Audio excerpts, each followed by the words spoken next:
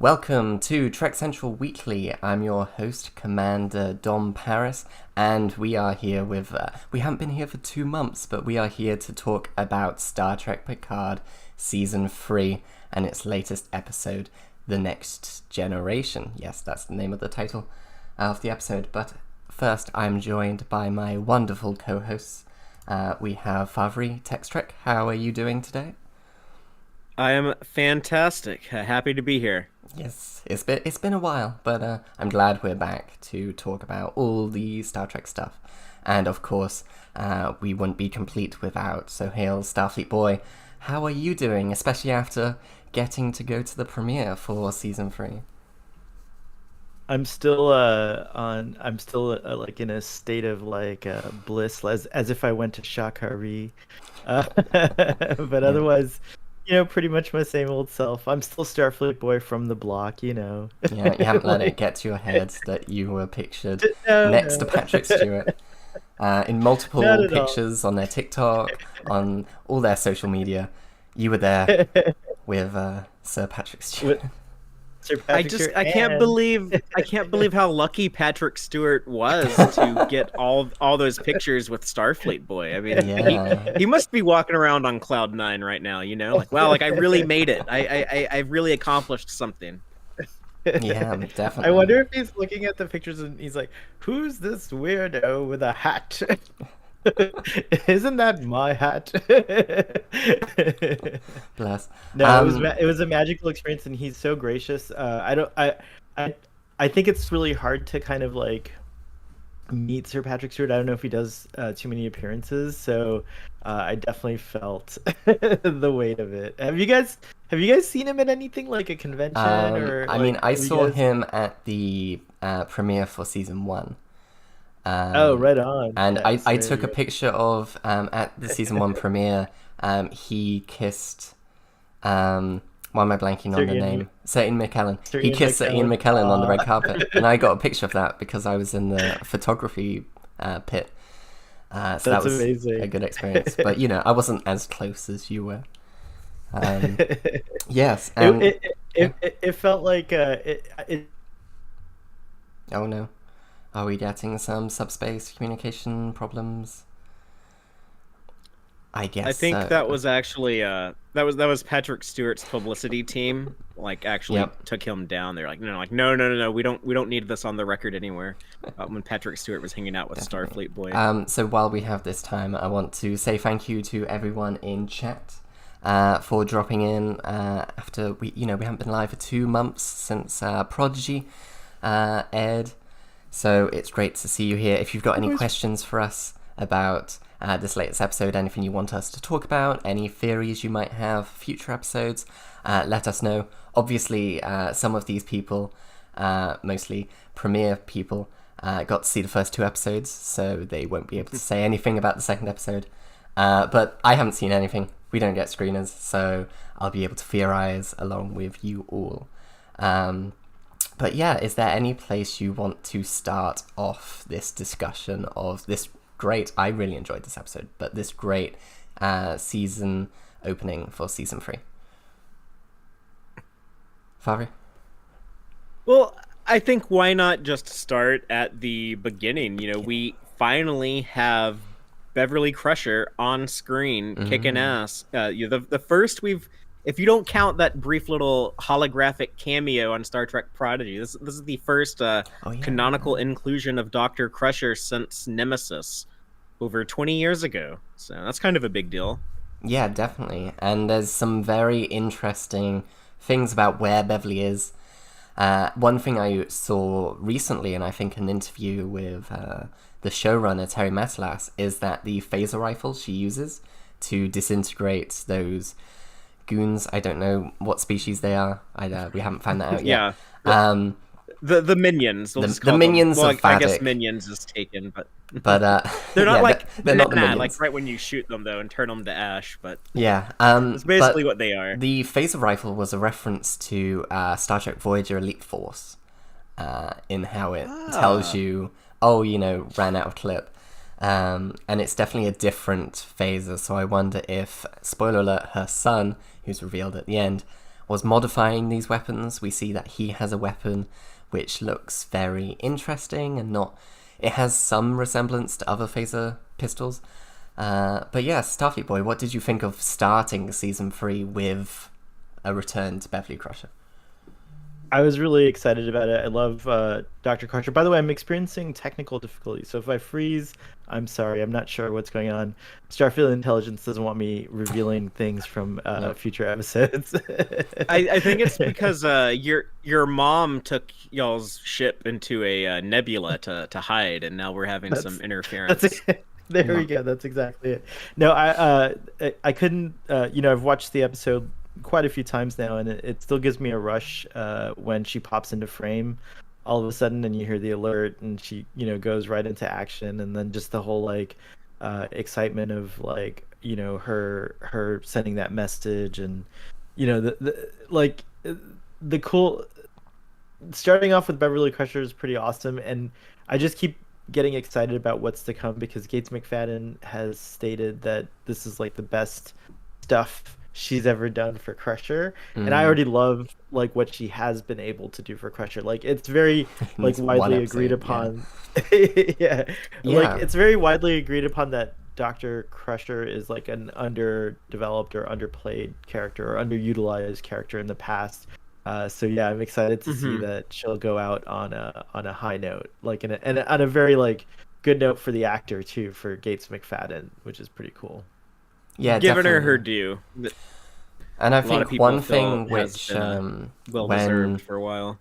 Gates McFadden has been talking about this. She's been very critical about Crusher's role in the movies and how was she really there? Ha ha ha joke. Because she didn't really do much in the movies. Right. First Contact, all she really does is introduce the EMH as a cameo. And I think that's basically her role in that movie. And she's always wanted to do these more action-y sequences. So actually having the showrunner talk to Gates and be like, this is what I want your story to be. As Crusher 20 years later, cut off all your friends, has a mystery son, which we can talk about later, and is off, doing what she does best and being a doctor to worlds which the Federation have abandoned. It's just really cool and very much values the character of Crusher. Harry Metalis describes her life as being like a Doctors Without Borders type of thing, and that really resonates because we have all seen, what good stuff Doctors Without Borders is doing, but also how dangerous it is. Because it's not in the cushy, protected world of the Federation. Mm-hmm. So, she's a very different person. Oh wow, we have just got 2 super chats already. Thank you.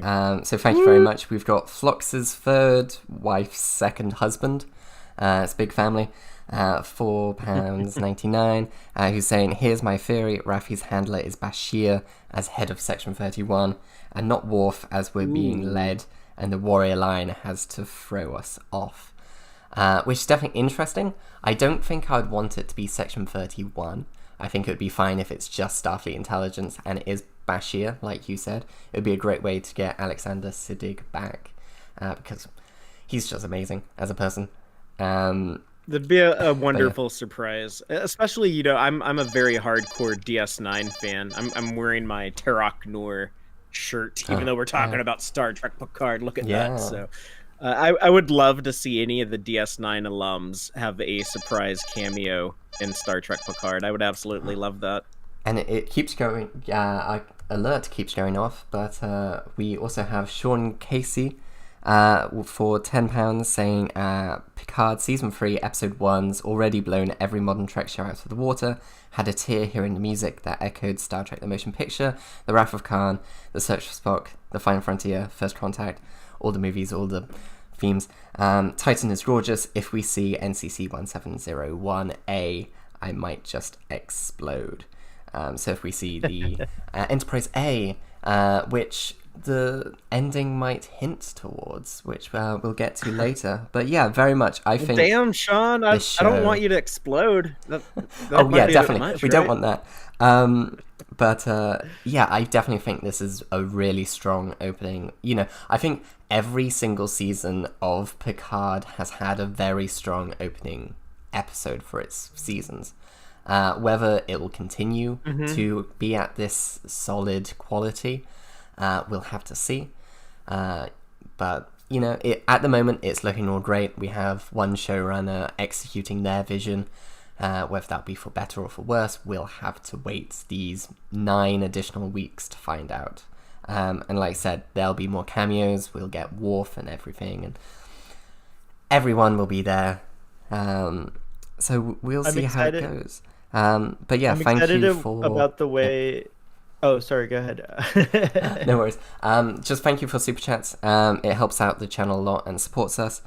And you know, as we say, we'll read it out in chat because there is a lot of people in chat. There are 105 of you right now, so we can't get to all of you. I see someone repeatedly saying that Captain Shaw is a jerk, and I'll agree. And a lot of other stuff. So yeah, sorry. Starfleet Boy, what were you going to say? Oh no, I was just saying I'm excited because you know, we have Father and I have to sit on our hands a lot for the speculation part because I was lucky to see the the first 2 episodes. But if I'm not mistaken, it's like the directors are doing them in pairs. So like this first 2 episodes is Darren, and forgive me if I say it wrong, but I think it's Arniakoski. Yeah, it's Arniakoski. Yes. Yeah, directed these first 2, and it was kind of neat to see them together. So I think next week when everyone sees episode 2, you guys are going to want to watch the first 2, like, you know, back to back. It's like they all with each other, but I'm excited that it's all pairs because I think the next set is Jonathan Frakes. So 3 and 4 is Jonathan Frakes. And then I forget who else does it, but I like that. Oh, I know that in the final two are Terry Matalas. Yeah, not 9 and 10 are Terry, but yeah, they used the same block schedule for production in seasons 1 and 2, and I think so. That's right. Assume it's efficient. They kept doing it, so yeah, definitely. But yeah, there's just a lot of stuff to talk about in this episode. I remember writing the script early in the morning on Thursday, getting it all done, and there's just so much in this episode. It's so dense. It has a lot of stuff. You can't really talk about everything. You know, we'll be here for an hour talking about this episode. It's already been 20 minutes, and we've barely scratched the surface. So I think we just talked about Beverly. Yeah, we just talked about Beverly. We've got other characters to chat about, right? And talking of a character, I want to talk about one of the main characters of any Star Trek show, and that is the ship. As you can see behind me, wow. There's some concept art of the Titan. She's a beauty. And when we first saw the ship in trailers, there was a lot of, why does it look motion picture like? Why does it look, 100 years old in style? And yeah, it does, but I definitely have to say, seeing all the trailers and now getting it actually in an episode, it is very much grown on me. I really love the design of this ship by Bill Krause and just all the other great concept artists, designers, production designers, set designers, all these people just coming together to make an absolutely brilliant ship. Obviously, the interiors are carried over from season 2 with the Stargazer and the Sagan class. So they're just like, oh, it's the same bridge module, just blah, blah, blah. But it just looks amazing. What are your guys' thoughts on the Titan A? Starfleet Boy, we'll start with you. I'm in love with the ship. I can't wait to get my hands on models and build them. Hopefully a model comes out because, Edelmoss and all that stuff. It's, they've left it as Star Trek does. Some folks really kind of hate this kind of stuff, but other folks relish in it. I'm the kind that relishes in it. The design itself sparks so many ideas in my headcanon. I'm like, oh, is Admiral Chekhov still around? Maybe he stepped into the Titan project. It's like, no, we wanted to look like this, and he helps design the Neo Constitution or the Constitution 3 or whatever, so there's just really cool, delightful things that I just imagine behind the scenes, and I can't wait to see, if we do get that stuff on screen. That'll be really even more delightful.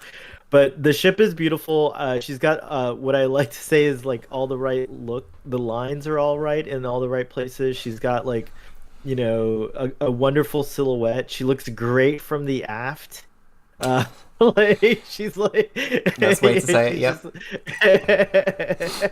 Yep. So yeah, I'm just really delighted by it. I do love the I think that again, I guess I don't want to spoil anything ahead, but I'll just say like I'm glad we'll see more interior shots of her. I do think she has a distinct look, and that's something obviously we're hoping we'll see more interior shots. But I mean, yeah, we've already gotten some interior shots, like the dining room. Right. We actually saw the shuttle bay, and it wasn't just a copy of the Discovery shuttle bay.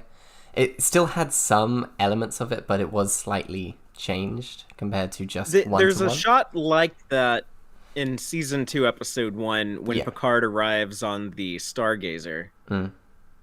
Yeah, and that was just the Discovery shuttle bay. But I think this one was slightly different. Okay. You might have to correct me, or anybody in chat who did notice if the shuttle bay was different.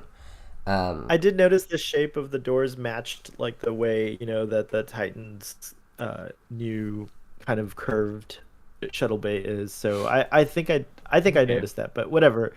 I mean, I know they're going to recycle shots, but they did a very minimal recycling. I feel like, other than like, and even the bridge, I understand it's the same as the Stargazer, but somehow it's lit differently, and it just feels different the way that it's lit shot. with a cooler light, like the Stargazer. There's like a lot of red, and maybe that's because they were at red alert, by the transwarp conduit. That I guess we're not going to learn I guess what not. That story is. Star Trek Online will get to it eventually. Yeah, it'll be a campaign in Star Trek Online. But yeah, the ship, it feels like you're on a different ship. I was never like oh, I feel like I'm back on the Stargazer. So yeah, just whatever they did with the lighting and just showing us the exterior, the beauty shots, the shuttle flying around, a la the motion picture. Yeah. They definitely established the Titan as its own entity, as its own presence, its own setting, its own character. And yeah, it is a gorgeous design. I'm a big fan of Bill Krause's work, and it makes absolutely zero sense that this is Riker's Titan has somehow been like shrunk down and packed in here. But so Wake Roberts in the chat said she's a good looking ship. I prefer the term Constitution Free Class instead of Neo Constitution. And this has to be the own ship built from the keel up. The Lunar class Titan was a totally different ship. So there is a lot of conflicting, confusing information about this ship. We know that technically it is a refit of the Lunar class USS Titan NCC 80102, which Riker was in charge of. Riker retired in around 2391 to go to Nepenthe with his son. But what is interesting is that at least the internal components of this new Titan is the same as the Lunar class. But they say that it's still similar to the Lunar class in external design. And I had to look and ask some of my model friends to compare the two. And the saucer length is the same size. So we do have that. But its width is not, because the Lunar class saucer is oval shaped. This is circular. And obviously its secondary hull and nacelles are completely different. One of the things, for those who don't know, Star Trek logs on Instagram is a place where writers write some logs and they get recorded, and it just gives us some ancillary lore behind all these things. They've done it for Prodigy, they've done it for... Did they do it for Lower Decks? I don't know if... They did it for Lower Decks, and they did it for Discovery. Yes. I think Discovery started it. Discovery started 3, it. I believe. And then Prodigy did a lot of it. Lower Decks was just like, okay. Yeah. But this, Discovery before the season came out, yes. Before the season came out, they were like, here's, I think, like 15 or 12 or something logs. and it goes through all of our TNG crew, Raffi 7, Enterprise, La Serena, and Titan. And the Titan one, which is interesting, is we find out that in the history of Starfleet, there have been 3 USS Titans. The USS Titan NCC 1777, which was a Shangri-La class ship and looks like this, was captained by Captain Savick and was actually the federation of the fleet between the Enterprise A and the Enterprise B. And then the I really enjoyed flagship. that. The flagship. It was the flagship. Yeah. What did I say? Something different? You said it was the Federation of the fleet. Oh, I meant the flagship of the fleet. It was the flagship of the Federation. Yes. And then we have the Lunar class Titan, which launched in 2379, and apparently was heavily damaged in 2398, and then it was refit into the Titan A. So how much of the Lunar class was turned into the Titan A, or if it's just the internal components? And then it's also how much, not how much of it, but how much of the design is based on the Shangri-La class. And as we can see, it's quite a lot. So in a way, it's honouring both the Shangri-La class and the Lunar class by having the NCC 80102A for the Lunar class and the internal components of Lunar class, but the external look of the Shangri-La class under Captain Savick. And in a trailer for episode 2 of this season, we do see that the shuttle which Riker and Picard commandeered is called the Savick. So we do know that they are, at least in show, also showing us and honouring Savick's legacy, and it isn't just ancillary stuff behind the scenes. Because I think I saw someone in chat asking, will they explain it in the episodes, or will I have to look for this information?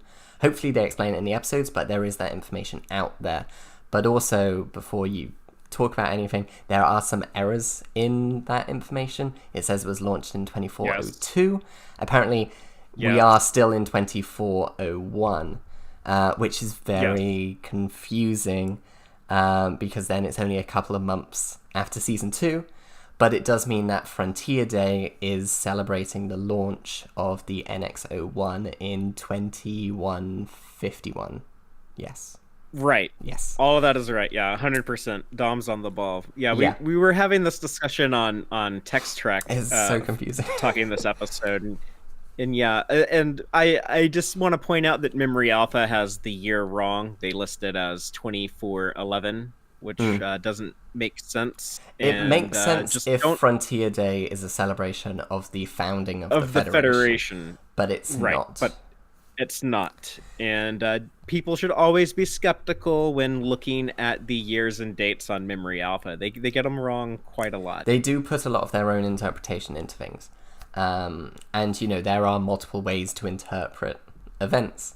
As we saw here, I was very much a proponent of, Season 3 takes place in 2407, because I know the Titan A launched in 2402, according to logs, which is wrong now, and that Shaw has been captain for 5 years. So 2407, that works. But now it seems that Shaw was captain of the previous Titan for a little bit. Right. And then it got destroyed. Or he oversaw the refit. Because he said, I've been keeping this train on track for 5 years. So that could be he's just been like supervising the 5-year refit. In which case, Riker also says, I love the... He had 36 missions though as well, so... But the logs aren't canon. That's just, like side material they put on Instagram that, probably won't be relevant in 10, 20 years. Whatever's said on screen will still... Is the prime canon, Right. You did get me excited though for a potential Savick cameo. Yes, because that's so we cool, did just get someone in chat. Jill called Inspection Face this week. Obviously after Picard's in Inspection Face said, if Savick has a shuttle, does that mean she's dead or not? It doesn't mean anything. It just means that they have a shuttle named after her. Like Pike had 3 planets named after him. Well, we know that Shaw is not going to leave. Yeah. We know there's no way Captain Shaw is going to leave all those shuttles in the shuttle bay named after jazz musicians, right? So, day one of Shaw as captain, they all have to get renamed. The Gillespie, I'm trying to remember what the other ones in Lower Decks were called after jazz musicians. There's the Armstrong, right? Was there Possibly. Davis also? Maybe, I don't know. I think the Armstrong one would probably I picture Riker got a shuttle on the Titan and it was named the Armstrong after Neil Armstrong, the astronaut. But he probably saw that and was like, oh yeah, like Louis Armstrong, the musician. So then Riker probably started the tradition of naming them all after jazz musicians. Talking of jazz, we have Mike Jost, who I think is the writer on Cinema Blend, I think, who's done a lot of good interviews, did a good interview with Ashley Sharpay-Chestnut, who plays Sydney Crash LaForge. So check that out. And says Shaw had to remove all of Riker's jazz from the database, so he might have been on the old Titan. It's a lot of confusing information. We'll find out, hopefully, later in the series. We will indeed.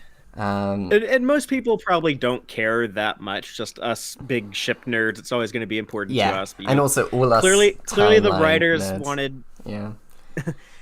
They wanted this Shangri-La design. We want the Titan to look like this. This is the design. You know, all the higher ups, all the producers and everything checked off. Okay, that's your hero ship. That's what we'll put on the T-shirts and the posters. Okay, go with that. But for story purposes, they needed it to be Riker's old ship. So it's like the Titan somehow got refitted into this, and you just have to accept that and move on. And hopefully you enjoy the design, which I do. Also, now that we know that Saavik was in a similar ship, it's really cool to imagine that the refit, there's something we know about a ship getting decommissioned, so maybe the flagship status will go back to the Titan, so they redesigned it to look like the old Shangri-La class so that they could honor that, legacy of when the last time the Titan was, in fact, the flagship, so, yeah. Yeah, and we do know the Enterprise F has been decommissioned. I didn't want to say it. It's in this episode. Breaks hearts. It's in this episode. How did Jack? So do you know how Jack feels? I think in our chat when that was revealed, he just messaged I cry. So yes, the Odyssey class is being decommissioned. Well, if we're losing an Enterprise, they tell us in this first episode of the season, the Enterprise F to be decommissioned as part of the Pioneer Day celebration. So that we're all in agreement then. Okay, that means we're going to get an Enterprise G at the we are somewhat in agreement towards the very end of the show. It's going to be some new design that we've never seen before, some new class. Maybe that we know that Terry Matalas wants a continuation, wants a sequel show or something. So maybe that'll play into that. Who knows? We'll have to see. Terry Matalas is not the only one who wants that. Yes, a lot of us want that. A lot of us want. Want it too. Kurtzman has said, depending on how this season is received, we may get more stuff. And at the moment, on Rotten Tomatoes, it's got 100% critic review. I think 82% viewer review. So it is being received well. Whether it's driving subscription numbers for Paramount Plus, Amazon Prime in international regions. What matters. That's what matters. So if you do want more of this, make your voice heard, but also money says a lot. Unfortunately, we are not in the Trek universe. But by the way, Paramount, in general, here in the States anyways, Paramount Plus, there's a lot of other good stuff on there, and they're about to merge with Showtime, so we might get even more content. So it's not a bad thing to have, especially if you like Star Trek. Also, all the classic stuff's on there. TOS is on there. Yeah, it's pretty valuable in terms of Trek content in general. It is the most used streaming service in my house by far, but that is because I mainly watch Star Trek. but just outside of that, I do occasionally watch non-Star Trek TV shows. It is, I admit, a minority of my entertainment viewing as non-Star Trek material, but I do use Paramount Plus for other things these days. It's actually one of the more used. There's more on there than Netflix or Hulu I keep up with these days. So that's fair enough. But getting back to the episode, I guess because we're talking about the Titan, we do have to talk about Captain Liam Shaw, who recently I learned that Liam is short for William, and I never knew that. It's the Irish William. Yeah. That's awesome. So that was interesting. I was like, oh, both captains were William, if Irish, but how did you find Shaw? Favre, we'll start with you. He was a bit much at first. I was not expecting this episode to be as dark as it was. It's still very much like that kind of dark, gritty Picard season 1, season 2 vibe, which everyone had been talking about, like, oh, this is such like a return to like the more traditional tone, and it'll feel more like Berman era Star Trek, whatever that means. So I was thinking, like, okay, they're gonna get rid of like that dark stuff, and that was very much not the case. And Shaw is this massive prick, but he's a fun prick. He's fun. Like, you're so rude, you're being an asshole to these people I like, but you're doing it in a way that's very fun and very entertaining. Yeah, very much. He is very a lovable person to hate. Yeah. It's just, how he does a lot of things which are extremely rude and then plays it off with humor, and you really want to hate him. Like, he's eating his blue steak, which, first off, blue steak, it looks weird. Gross. And he's like, I was eager because your presence, came into the room before preceded you. You're just like, you just want to be annoying. But I am really enjoying Todd Stashwick's performance. Yeah. He's Shaw. Fun.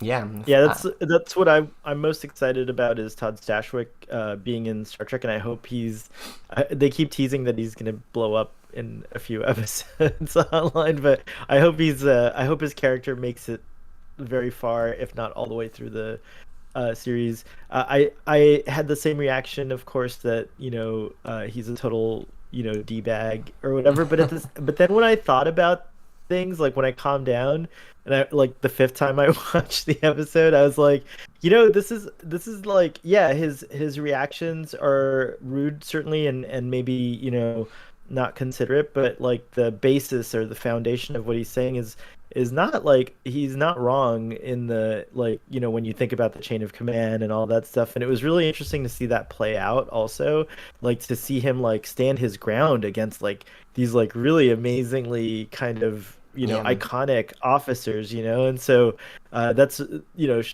kudos to Todd Stashwick. He said on Twitter, responding to one of our audience members, Jay, that he has resting villain face, and that's why some of his characters come across that way. Yeah, I was going to ask you, Starfleet Boy, because New Brunswick, Canada guy said Shaw, or Todd Stashwick, was a jerk in 12 Monkeys, though, too. You've watched 12 Monkeys. Yeah. Was Todd Stashwick a villain in 12 Monkeys, Terry Matalas's other show? So, like, or just annoying?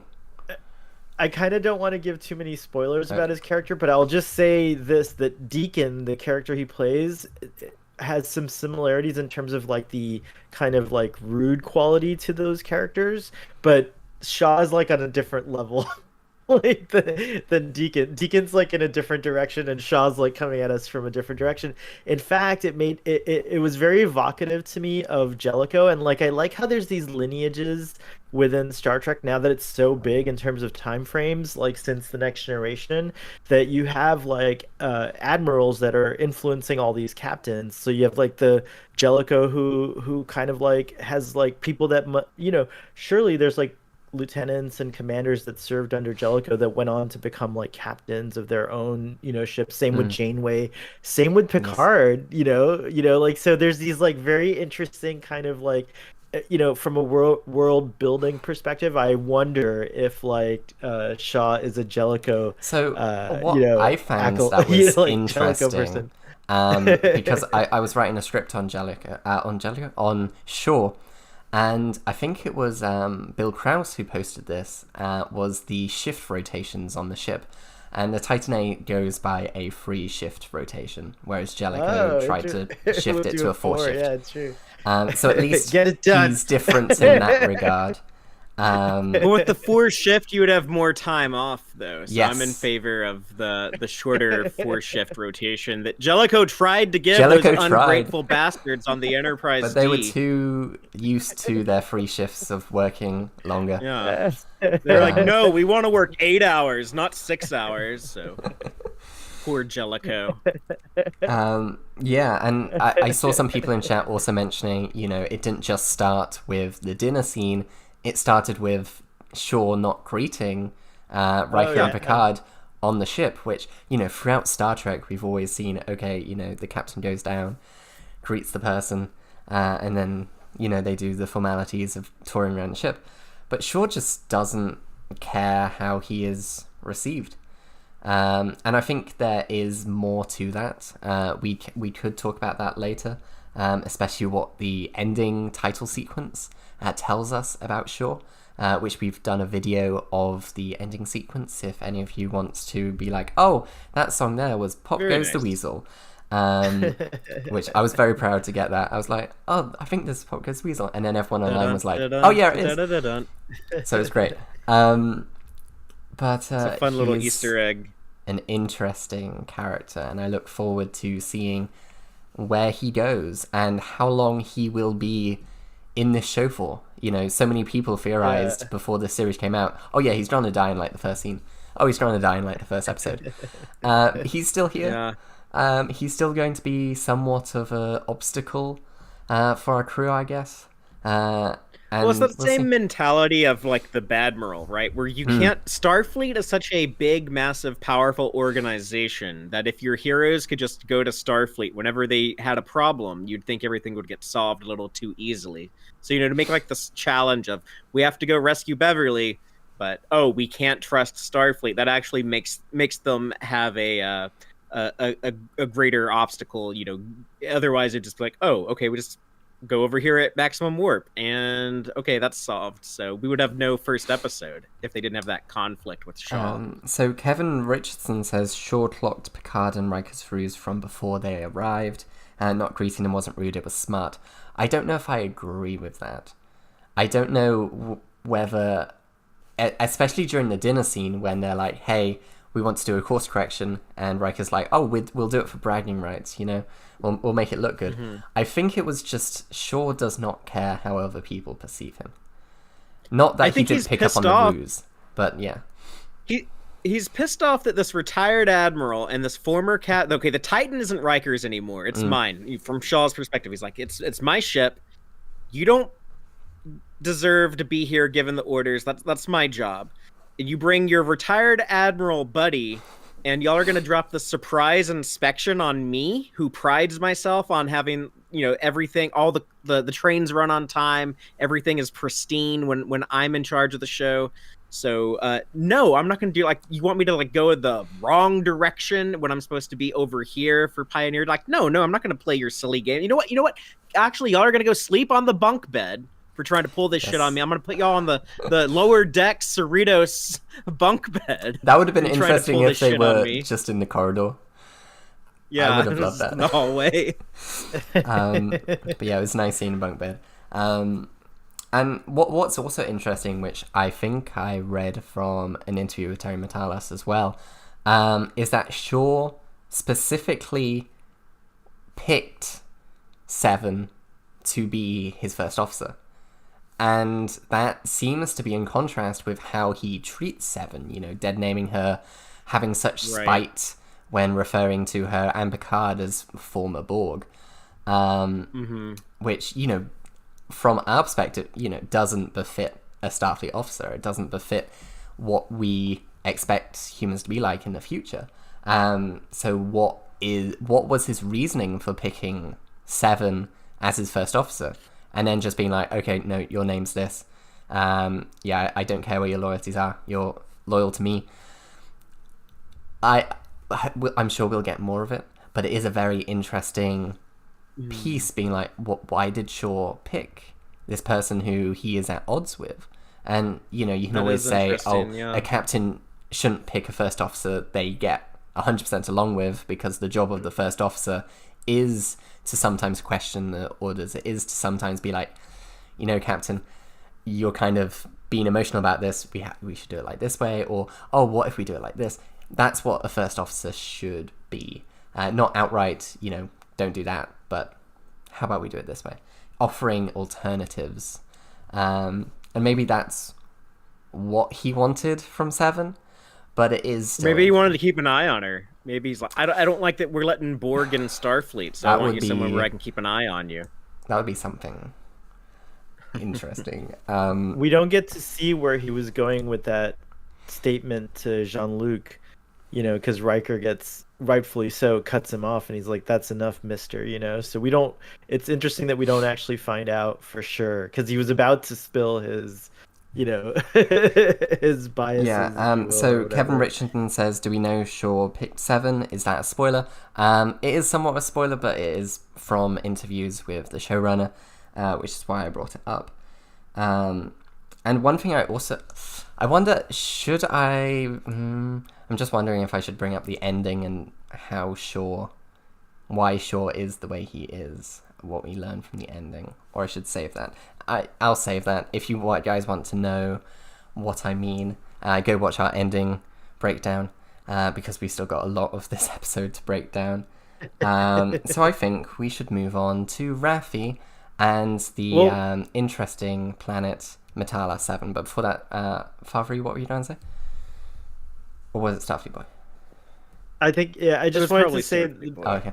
before we move on, I guess after Rafi, we should get back and talk about 7 of 9, because I think that's a really cool thing.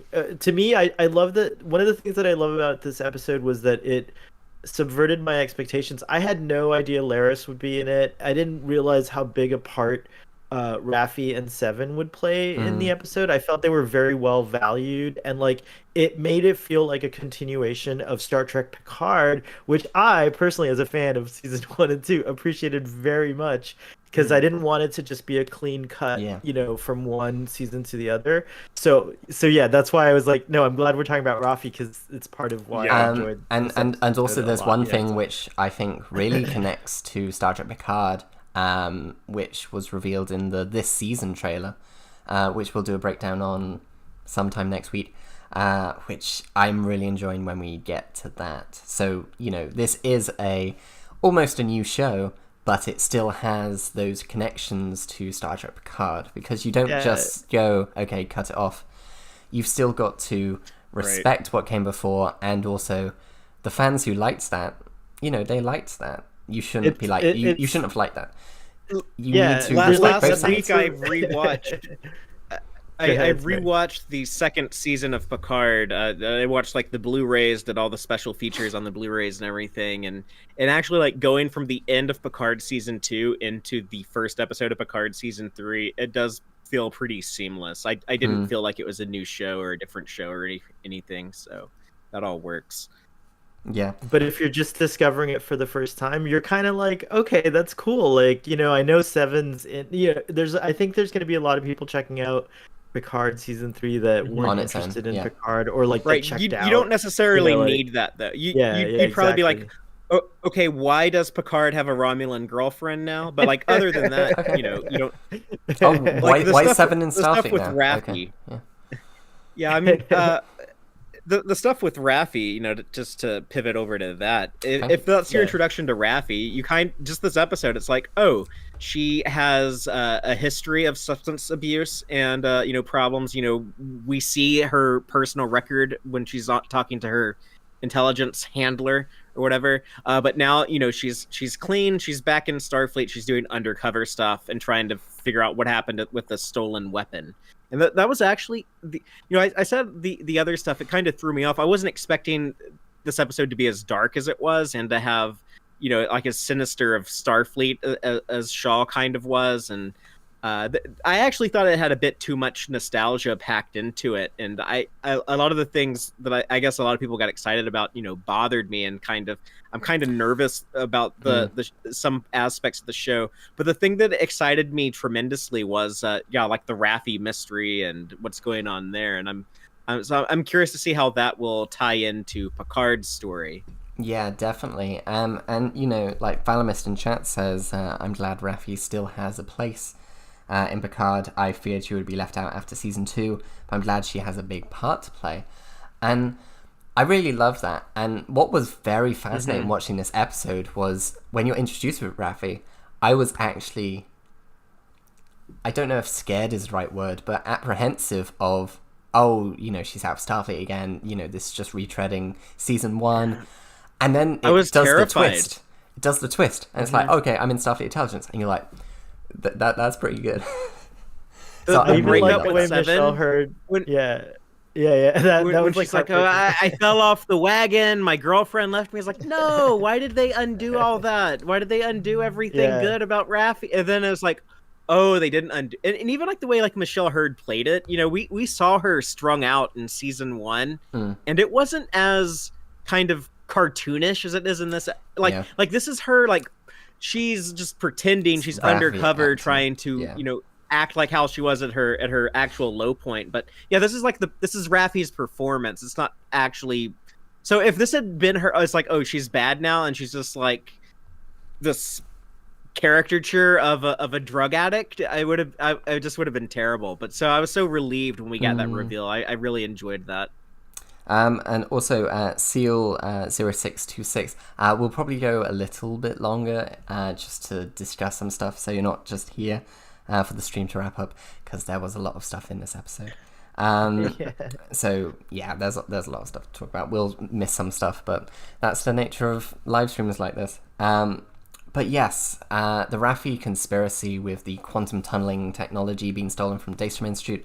I saw some people in chat. Portal gun. Yes, a weaponized portal gun. It's actually great. When that scene appeared, usually I write in my scripts just like notes of what's happening before I get to actually like reviewing it. And I was just in all caps, oh my god, it's a portal gun. Because that's just a cool concept. And, we have portal guns like Portal and things like that. But having it in Star Trek and being used in that way in Star Trek, well. yeah. It's new too. We've never seen something exactly like that in Star Trek, so it gives us something new, but it's not something so new that it like, it's not like that Star Trek Nemesis when I'm watching the movie and all of a sudden I'm like, why the hell is Picard driving a dune buggy around? This is really weird. All of a sudden, it's like it actually works within Star Trek. Also, the scale of the weapon is. I appreciate that it's not like the whole planet, being portaled or whatever. Like. We don't know. It's just like the introduction to it. Like, imagine, they start with a building. Next time we see it, maybe it'll be like an entire city. Next time after that, maybe it'll be like an entire planet, if they keep getting like more and more massive with it. So they can do a lot of fun stuff with it. Yeah, that's true. That's a good point. I saw some comments by Toby Kirkby, who said, what if some of the items stolen from Daystrom include B4 and the Moriarty data core? I think that's a common theory going around. Obviously, this quantum tunneling tech, which I saw some people being like, interesting that it's called quantum tunneling weapon when it just does portals. But, it's Star Trek. But having B4 and Lore and Moriarty also being stolen could be interesting. Right, yeah. What are you trying to say? We're expecting to see them. Yes. It's the Daystrom. What does Raffi call it? The Daystrom auxiliary facility or something? Offsite. The offsite station. Yeah. Yeah. So they have a space station somewhere. B4 might actually still be in his closet or his drawer. In the Daystrom Institute at Okinawa. The main campus. So, we do know there are a lot of other Daystrom Institute buildings. It is mentioned a lot in TNG that, this random planet, there's a Daystrom thing there. So there are a lot of off-site places.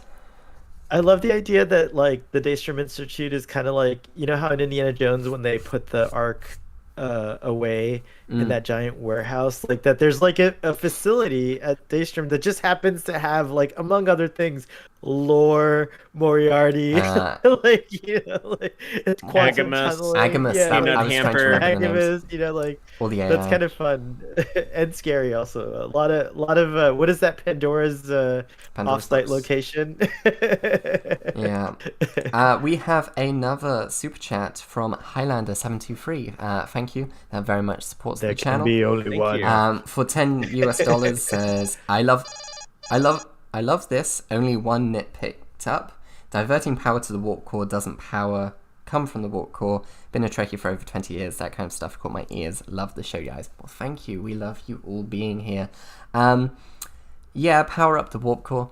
I mean, some ships do have fusion reactors anyway, regardless of the warp core. And I guess they powers down the warp core to not have like such a signal which they can be tracked with. And they were just on auxiliary power, which is like batteries or something, which is how I presumed that. Wasn't there some weird dialogue about like thrusters and impulse? Like I'm like, no, those are like thrusters and impulse are two different things. But was that when I went Space Dock? When I went back and watched that scene, I thought it was like, when I went back and watched that scene, to me it felt like it was the order of like the order was being given in like, okay, start at thrusters, and when we like instead of saying we clear space doors, go to impulse, but it was like thrusters, impulse, like just saying it like, it was that's like thrusters to impulse or something like that. Yeah, or something like that. Yeah, That's so that's how I imagined it was coming across. The majority of the people who watch the show will never care about that. Yes. Yeah, exactly. It's important to us. What was nice, I don't know why, talking about how things change, was when Picard asked Seven, oh yeah, don't you have to talk to engineering when you go to warp 9.99? And Seven was just like, yeah, that's not protocol anymore. Isn't that like pushing your ship to the brink? Because like, no, that's warp 9.999. Like 9.99. I know when you start getting like the 9 point whatever, it's kind of ridiculous. But I think 9.99, I think that's the fastest we've ever seen a Starfleet ship at just like its kind of standard cruising speed. Standard cruising speed? Yes. Yeah. How long it can maintain warp 9.99? Who knows? Because that's usually how they deal with this stuff. Oh, it can only do that for like 8 hours before it has to go to a cruising speed of like warp 6. So we don't know. Benjamin says they need a new warp scale at this point, and yes, I agree. Considering we've like got all good things did. Yeah. Yes. I'm in favor of that. Like Voyager has warp 9.9975 or something. The Sovereign has warp 9.9, and it's just. I think I could be wrong, but I think the Sovereign and the Intrepid are both like max speed. I think it's both 9.98 something. So I think the Titan can outrun both of them if I'm remembering correctly. Ooh. Yeah. I guess we were talking a little bit about Raffi, and just the investigation, the conspiracy. I really love that we do have this continuation of Raffi as a Starfleet intelligence operative. Her backstory for season 1 was an intelligence analyst. That's mentioned in this episode in her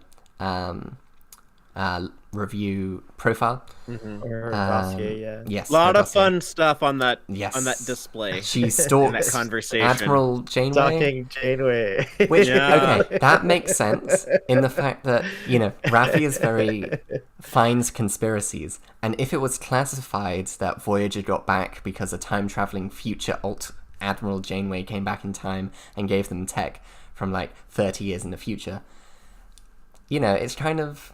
That's a conspiracy. It could set up a Raffi appearance on Prodigy too, which could be cool. Like maybe that happened.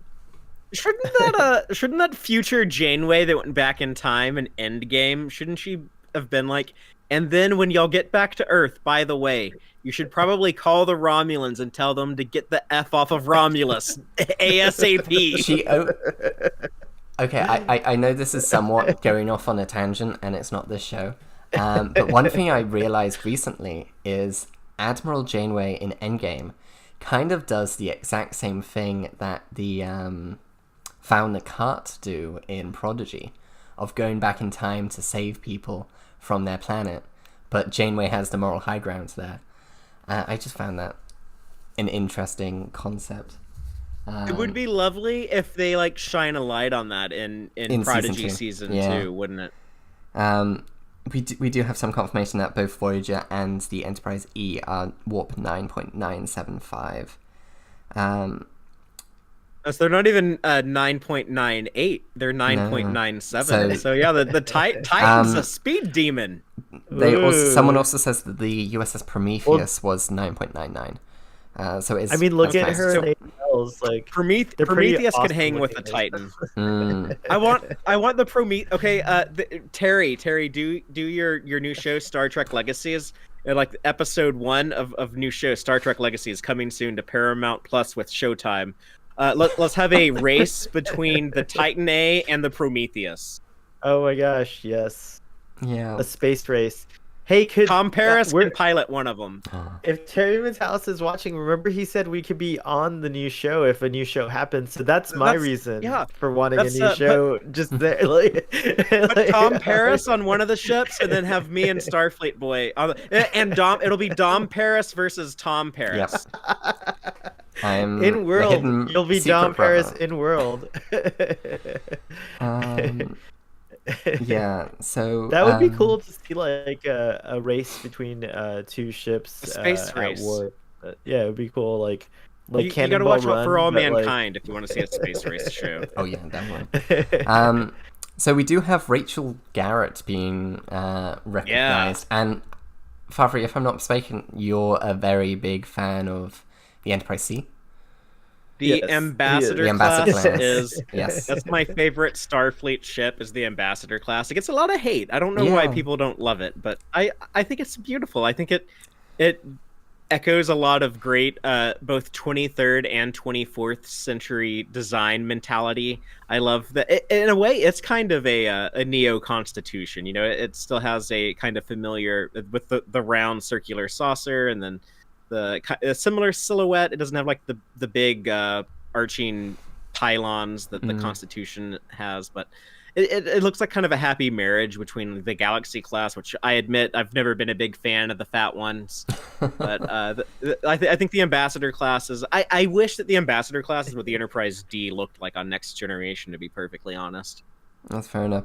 We do have Linda Marks asking who's Rachel again. That is Captain Rachel Garrett of the USS Enterprise C.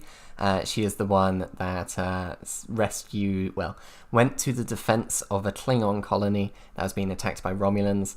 Their ship Narada 3. Narada 3, thank you. And then, an amazing Tasha Yar was there. There's a whole episode on that. She made sure that history never forgets the name Enterprise. It's true, and I learned on Text Trek on y'all's podcast that I guess the character hasn't been mentioned since that episode. Oh wow! In canon, since so season this was 3. Since, like 1990. So it was the first time they've ever mentioned her in canon. Wow. Since then, since yesterday's Enterprise. It's also interesting that she's basically famous for, coming to the defense of the Klingons, but also, dying at that point. And now she's kind of famous for her statue being completely destroyed, which is a shame that that's kind of her legacy. I mean, obviously you can still talk about the Kettering Accords. But poor Captain Garrett, poor Captain Garrett. I mean, it's not as bad as John Harriman in Captain's. And actually, Enterprise. It's oddly poetically fitting because the Enterprise C goes through a portal kind of thing, like a rift or whatever, and so poor Captain Garrett's statue. She has no luck with portals. Dang, that's cold, Terry Matalis. He wrote that episode.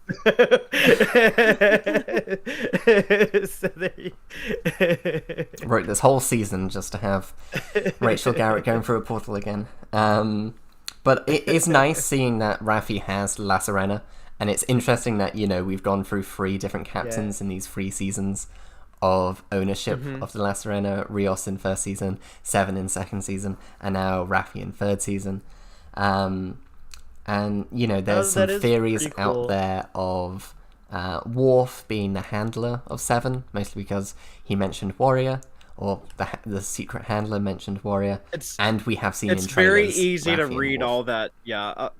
All that dialogue though, like the speak freely and all that stuff. Like it's very easy to read it in Worf's voice. It's very direct and blunt and to the point. We have both Balamist and Cake is Eternal asking, do you think we may see a Rios hologram, and where are the Holo Rios? No, unfortunately. I don't think the actor did anything for Season 3, and also in Season 2 it was established that only one of those Holo Rios was still existing. Seven had purged all of them, apart from it's not Emil. Emmett, the tactical hologram. Yeah. So there was only one. The one that speaks Spanish. Yeah. So whether Raffi got rid of that one, or whether it's like, Rios was my friend, I'll keep this hologram. I think Raffi's favorite was the medical. No, which was the one she kissed in the hospitality. It's so funny. One? No, everyone hates the hospitality one, but like the one that he gives her the clue that she was looking for, and then he kisses her, and he's like, "Oh my!" I think he may have been the Irish one, if I'm remembering the accent. Was that no? Ian was the engineering one. Was Scottish, right? Yes, was Scottish. Who was the Irishman? The doctor? It might have been the navigation. The navigation one. Yeah, that's the one. That's Irish, right? I don't know. There's too many Rioses. Well, we went from having too many to having none. So they overcorrected there. I do like that you pointed out that I like that the La Sirena has also, again, the unexpected continuations. We're having some problems with Starfleet Boy. The Nebula. So I think what he's saying is he likes that there's been different interpretations. Is that what you said of the La Sirena? No, just iterations, ownership, or iterations. Yeah, the ownership. I like that lineage of being passed from the motley crew from one captain to another, so to speak. There was some confusion online. I saw some people asking questions. Wait, I thought Agnes became the Borg Queen and rode off on La Sirena, and that was a different La Sirena. That was the La Sirena from the Confederation timeline that went back in time to the 21st century. That wasn't the one Seven is commanding in the opening of season 2. So different which is why it's not in the final episode of season 2. You do see the La Sirena along with all the other ships making the shield harmonic. So you do see that the La Sirena is there. So yes, the La Sirena is still around. Cool. The Borg Queen just took the Confederation, the CSS La Sirena. And it's also the Confederation Borg Queen, by the way, that merged with our universe's Agnes. So it's a weird anti-time, non-paradoxical event. It's weird. But talking of anti-time, that was a good connection. We do have Sydney crash LaForge in this episode, and there is a nice little scene with her and Riker. Riker very much in dad mode, embarrassing. I wish I liked that scene more. It just felt like a lot. The exact same thing of Demora Sulu in Generations. Oh, it's so different.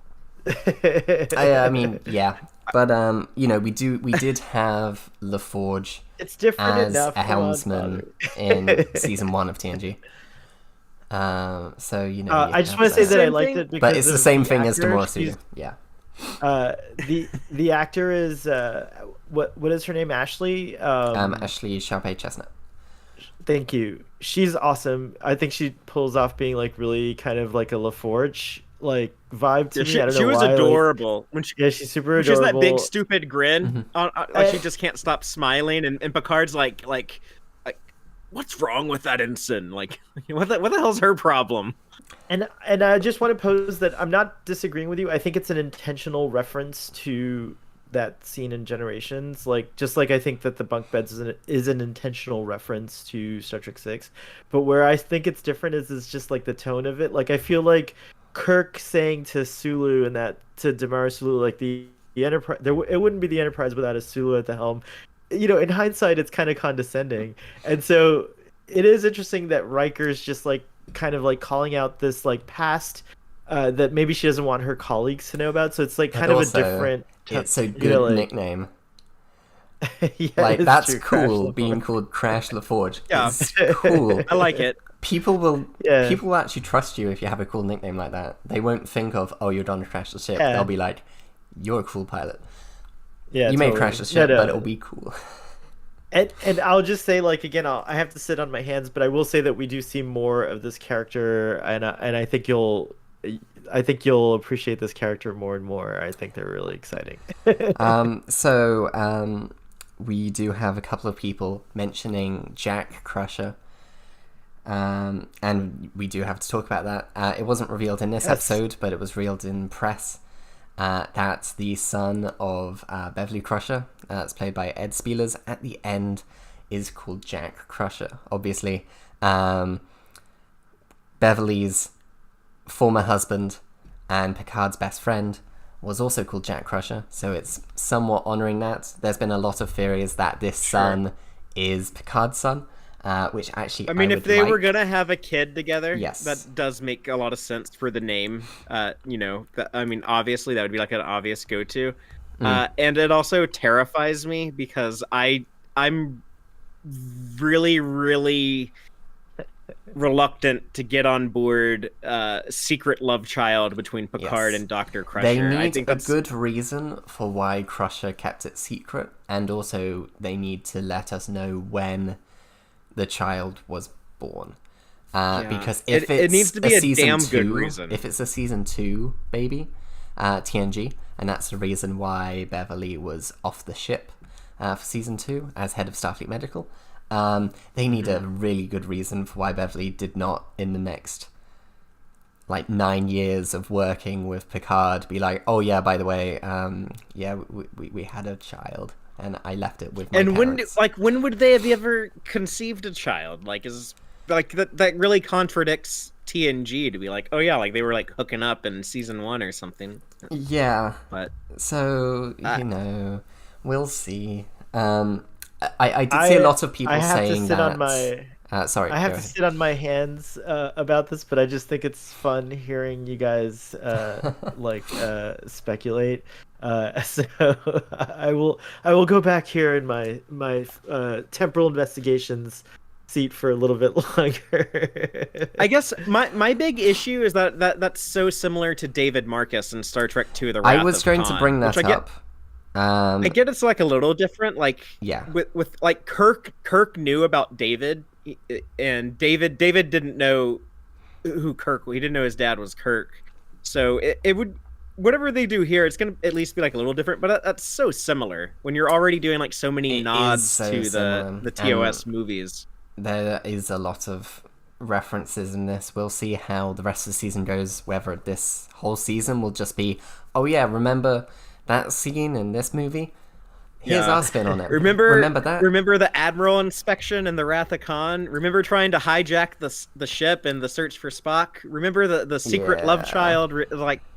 I'm hoping it doesn't continue. I hope that's just kind of an episode 1 style, and then in the remaining 9 episodes they kind of distance themselves from so that type we of do thing. have Jill saying that Ed Spielers is 34, so he's the right age for a naked now baby.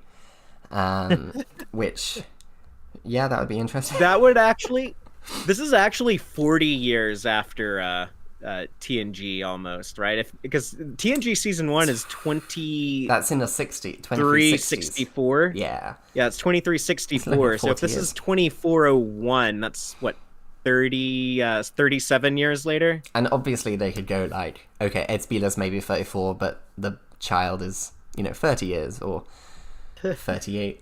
Yeah, we'll see. I can't talk about this. I do want to talk about 7 of 9 though. Okay, in this episode. Can I steer us away? Yes. From speculation. From the babies. Yes. The birds and the bees. Yes. Although I do want to say just one thing about that whole scene when they discover when they finally get to the Helios and everything. I think there's 2 points where Jonathan Frakes and Sir Patrick Stewart are just superb together. The first is in the 10 forward lounge scene in the beginning, and then this whole thing building up, the whole hijacking the shuttle and that whole thing through the nebula and going to the Helios, investigating. I have to say, what happened. Talking of all that, so when they first meet and Riker's like, oh yeah, I have to do a speech at Frontier Day, who wants to listen to some old fart giving a speech, and then Picard's like, oh yeah, I'm giving a speech, and Riker's like, and it will be wonderful. You've got them talking about, oh yeah, adrenaline through my hand, and it's like, oh well, if your hand's hurting, my knees hurt, let's hope we don't have to move and shoot. And just the look both of them have when Jack Crusher reveals, oh yeah, I'm Beverly's son, Yes. They're putting it together. They're like, Right. Yeah. Jean-Luc, They're is like that trying- It's fun to is see he yours? It's so good. I think in a lot it's of really reviews, fun to be go on, yeah. connected to the characters like that, right? Like to you're thinking, the audience is thinking the same thing that the characters are thinking, and it's because they're familiar with the history of the show. We're familiar with the history of the show, so that's a really cool experience. Yeah. So, yeah, I think though I that's, do like- have to say, hearing Jack Crusher say, I'm trying to remember what he said, but it was something like, "All right, chaps." Oh, That was he painful. tells them piss poor job, chaps. Yeah. They followed you right to me or something like that. Yeah. That is so British. I hate it and love it at the same time. I know. I was like, this guy sounds like Dom Paris. Like, what the hell? Like, I don't want to hear that. I don't like, say piss poor job, chaps. I mean, maybe behind the stream, but not now. I've only heard that kind of stuff in Merchant Ivory films, so maybe he watched a lot of Merchant Ivory films Yes. growing up.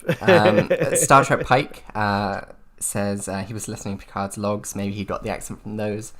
And Cake is Eternal likes that I said British, not British.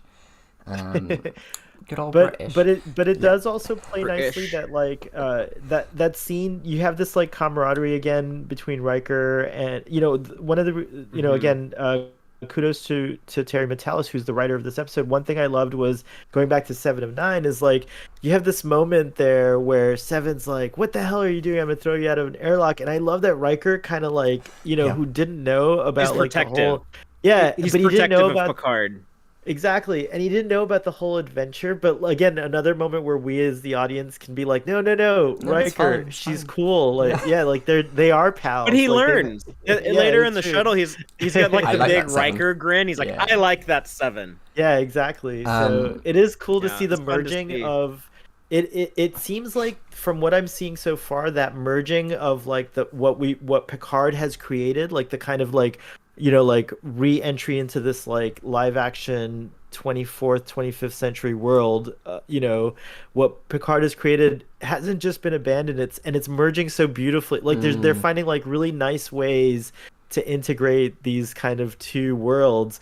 And there's something that I think again, sorry not to be too No worries. over the top here, but like the other thing I appreciate is like Terry Matalas was tweeting out The Last Generation, and at first I was like, wait, like what do you mean like the last like adventure? Like no, but it's like the previous generation and the next generation, so it's like the last generation is meeting the next generation, and it's kind of like a really cool vibe that I'm appreciating from the start. Kevin Richardson says, I have to say you don't get accents from watching TV, otherwise all of us non-Americans would have American accents. I disagree with that because there was a recent article which was saying a bunch of American kids were starting to get British accents because they were watching Peppa Pig, which I think is amazing.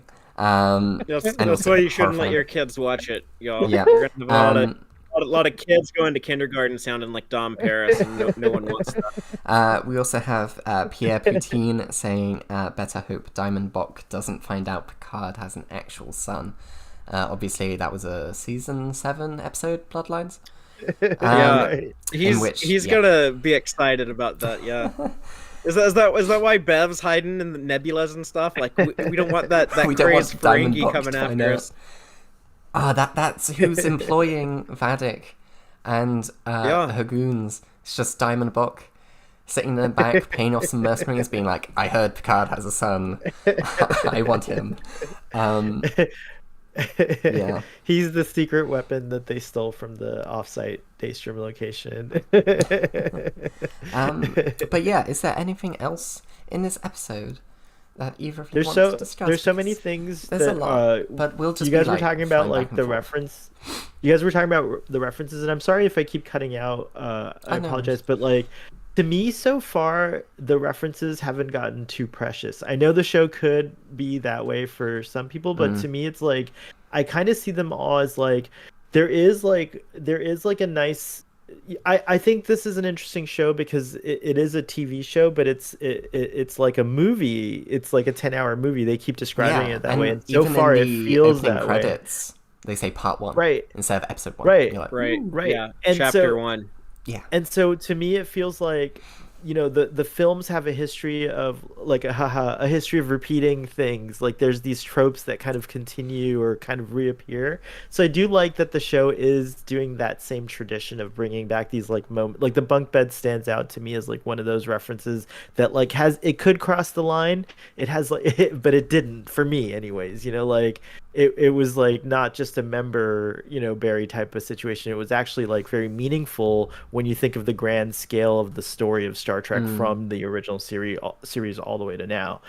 So I appreciate that kind of stuff a lot. And I think so that definitely far, so will good. be person to person whether they do like, the fact that one little reference which I really like, which is actually a reference to season 1 of Picard, was the fact that in a poetry rhymes sort of way, the first episode of season 3 starts exactly the same as the first season of episode 1, where we have these glorious shots of space, and then we have a ship With flying through it, and you have old-timey music playing. Episode 1 of season 1, we had Blue Skies, and in this episode now we have I Don't Want to Set the World on Fire by the Ink Spots. And I think I live with a massive Fallout fan, so Same, I've heard that song before. I don't play the Fallout games, but my partner Antonia, she loves Fallout as much as I love Star Trek. So fair just enough. put it that way.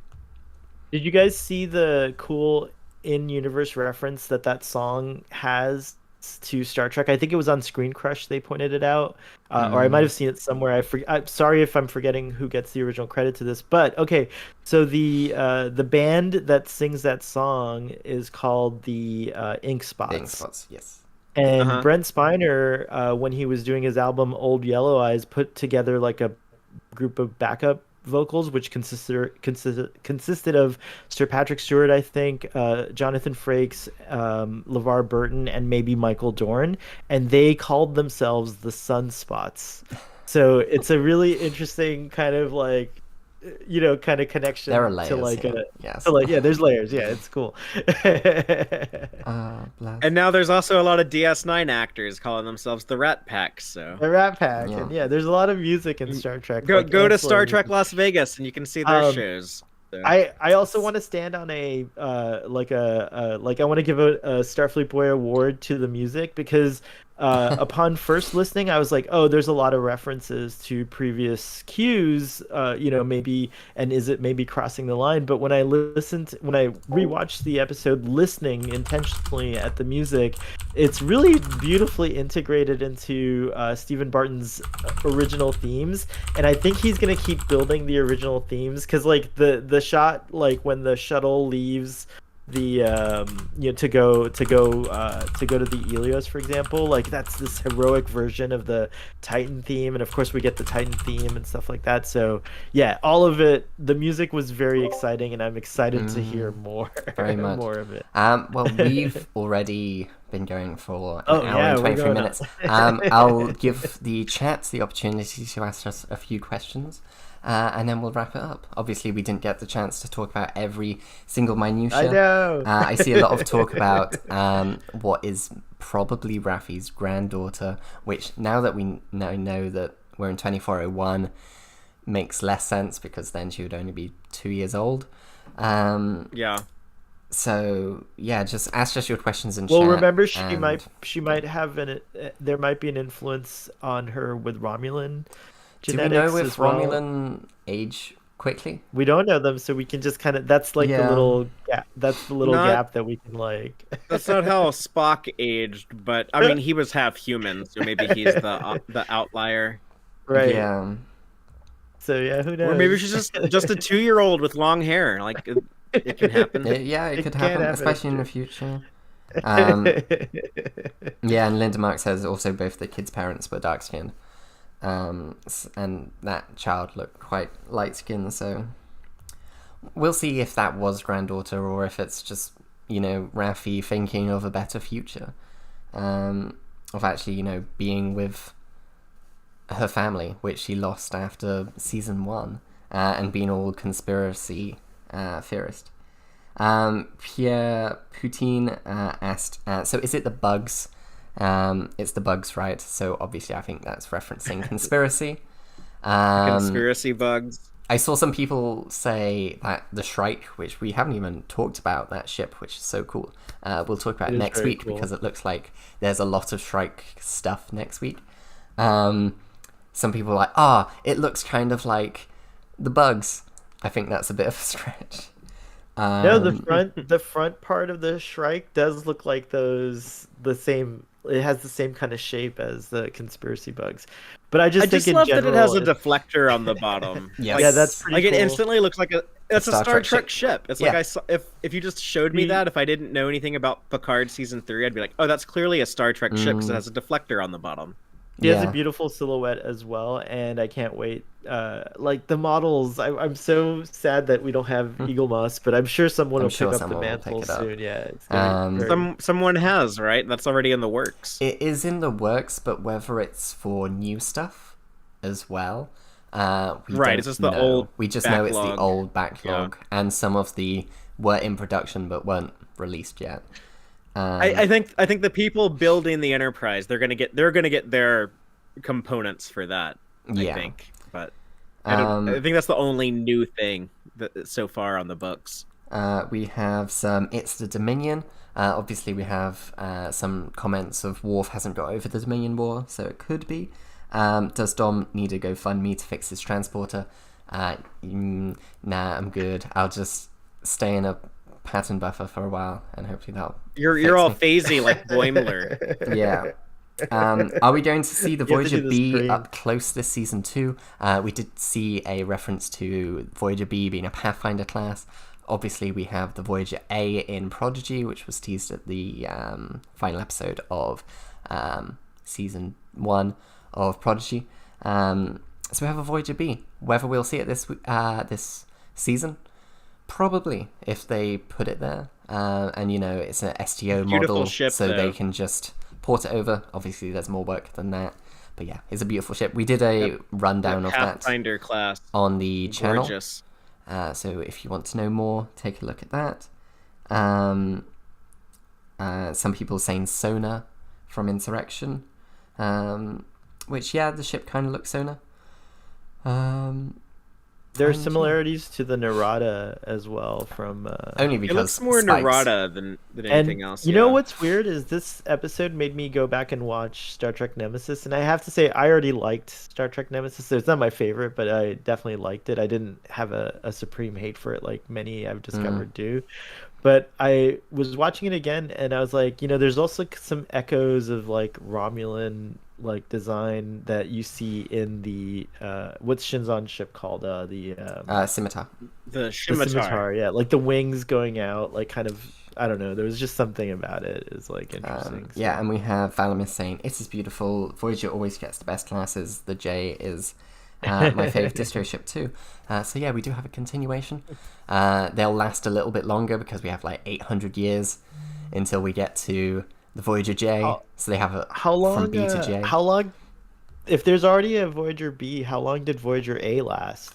At least 20 years. Not very. Oh, that's good. Although 20 years. Yeah, considering the Enterprise D only lasted 7 years. That's right. So. Poor Enterprise and then the D, Enterprise man. E seems All the to have Galaxy lasted classes like 9 years. Weren't the Galaxy class starships like tragically like dwindled down? Like they had a lot of losses, right? A lot in the Dominion War. So, was there a known amount, like how there were like 12 or whatever Connies? Was there a known amount? I don't think we know. Oh, okay. But there wasn't really. Okay. The 12 Connies thing was never a canonical thing, anyways. Oh, okay. But I think more on this of a fan thing. Confusing information, I think we should wrap up. That's a way to wrap up, but yes. So we thank all. We pretty much had like 110 concurrent viewers. Yeah, that was awesome. All the Sorry time, we didn't get to all your comments. Very much. Thank you for everyone who super chatted. It helps the channel out a lot. There's also memberships, but we're finishing the stream, so it doesn't matter. But if you want to support the channel more, you can become a member. It helps out a lot. You get some emotes for the chat, and we see you in chat, such as Jill, who's Inspection Face right now. And all the super chats and everything. So we thank you for that. I thank my wonderful co-hosts for being here. We didn't get too much into speculation because, one of us has seen episode 2, so we can't. I know. Sorry, guys. We can't do too much. But next week, we'll be back. Some amalgamation of us, whether it be me, Jag, we'll see. We'll be here.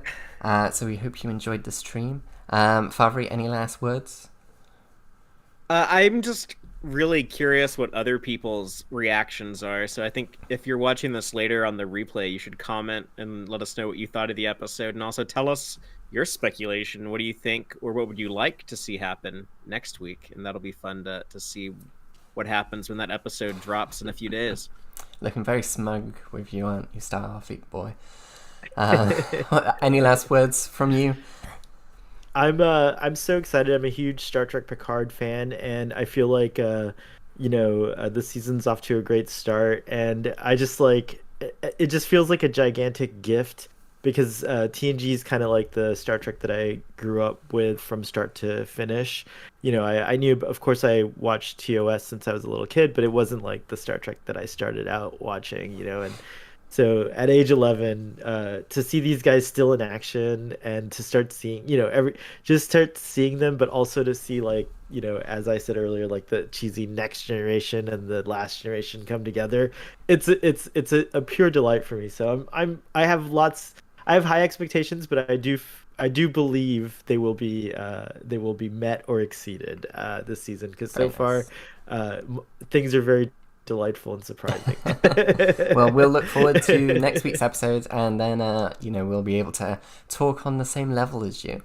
Yes. But yes, make sure that you subscribe to Text Trek, where they also do rundowns of this in YouTube video, live stream form, and podcast form. Also, Starfleet Boy do the same. And make sure you subscribe to Trek Central. We also have social media on Instagram, Twitter, Facebook, all that stuff, where you can follow us for Star Trek news, lore, and more. We have a lot of Picard content coming to you. We've done the Voyager B, we've done the end credits, which we haven't even talked about really today. Oh my gosh. A lot of stuff. So if you want to know all the intricate things in the episodes, out of the episodes, such as the Savick stuff, make sure to subscribe, hit that notification button to get notified when these videos release.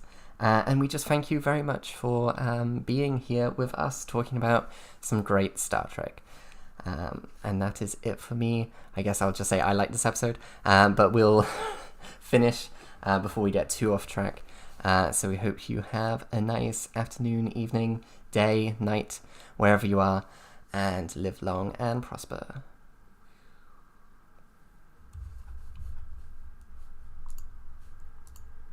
There we go.